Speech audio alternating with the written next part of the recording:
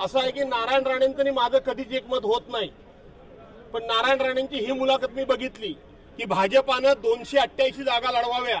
नारायण राणेंच्या या भूमिकेला माझं समर्थन आहे, माझा पाठिंबा आहे की नारायण राणेंच्या दम असेल आणि भाजपामध्ये त्यांचं कोण ऐकत असेल तर त्यांनी खरोखरच 288 जागा लढवून दाखवाव्या. माझं त्यांना पूर्णपणे समर्थन आहे.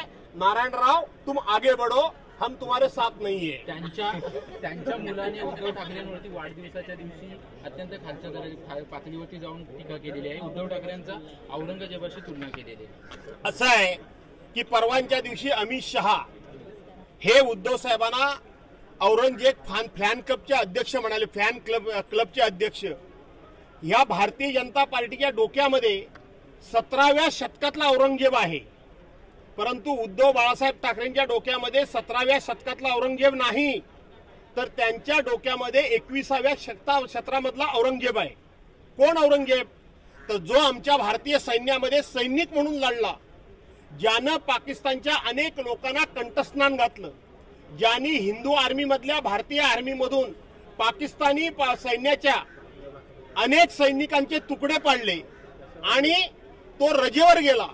रजेवर गेला असताना पाकिस्तानच्या अतिरेक्यांनी त्याला पकडून मारलं, त्याचे तुकडे तुकडे केले. तो कुठल्या जातीचा आहे, धर्माचा आहे, हे विष भारतीय जनता पार्टीच्या लोकांच्या आणि देशाच्या गृहमंत्र्यांच्या डोक्यामध्ये असणं हे अत्यंत घातक आहे. आणि म्हणून त्याचं नाव औरंगजेब आहे आणि तो मुसलमान आहे म्हणून तो देशभक्त नाही असं म्हणणं चुकीचं आहे. आणि म्हणून उद्धव साहेबांनी सांगितलं की त्याचं नाव औरंगजेब असू द्या, तो मुसलमान असू द्या, पण तो देशाकरता लढला म्हणून तो राष्ट्रभक्त आहे.